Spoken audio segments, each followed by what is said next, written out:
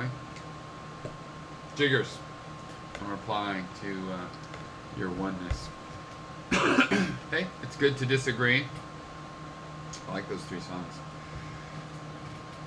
2 of the 3 are very high on my list of favorites, and the other one is a good old song.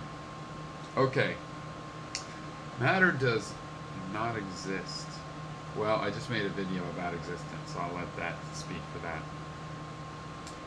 What is matter? And you say particles. No. Matter is, I have to do, matter is waves. Wait, no, like this. So matter is a wave. Here's an electron coming. Oops, it's wave blinded. Like Dax Flame now, how about that? Yeah. It's coming along like this. And what's that wave mean? Well, here, at this level, there's a 0% chance of the electron being in that position. Because if you look at this wave, what will happen is you'll find the electron somewhere along this part of the wave that is above 0. Underneath that wave, there's a 100% chance of having the electron.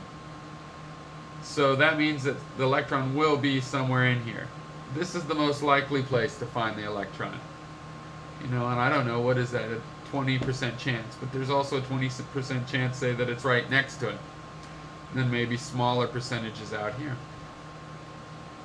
And if the electron hits something like my face, maybe because it's coming out of a cathode ray tube instead of a good new flat screen, then it'll end up being in some place here, and then it'll have its particle nature, where it's a particle with space in between. In the meantime, though, everything's blurred out. There's this weird quantum energy blurring of probabilities.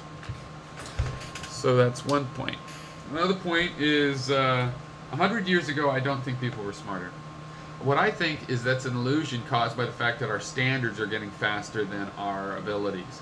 In other words, our standards for what it takes to be smart is outpacing our ability to get smarter as a species. We are getting smarter, but our standards are shooting to the sky there, and I think they're going to stay somewhere up there near the sky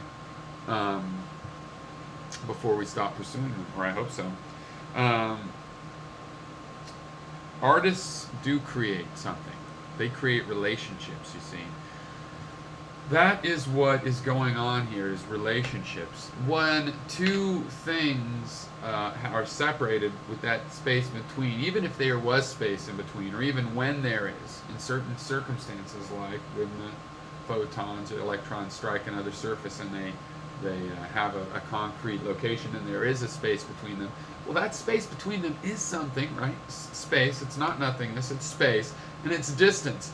And any separation implies a connection as well. What it really is a relationship, which has many different perspectives that you can put on it in terms of naming the relationship. But the fact is, whether it's separation or connection. In other words, 2 bodies have a separation and a connection. And in reality, it's the same thing. You see what I'm saying? It's the relationship. You can name it many different things depending on how you're talking about it. You use the word connection if you're talking about how they're, close, and you use the word separation to talk about the ways in which they're isolated. So, it was a good response. Thank you. I mean, all responses are good in a way, but no, it was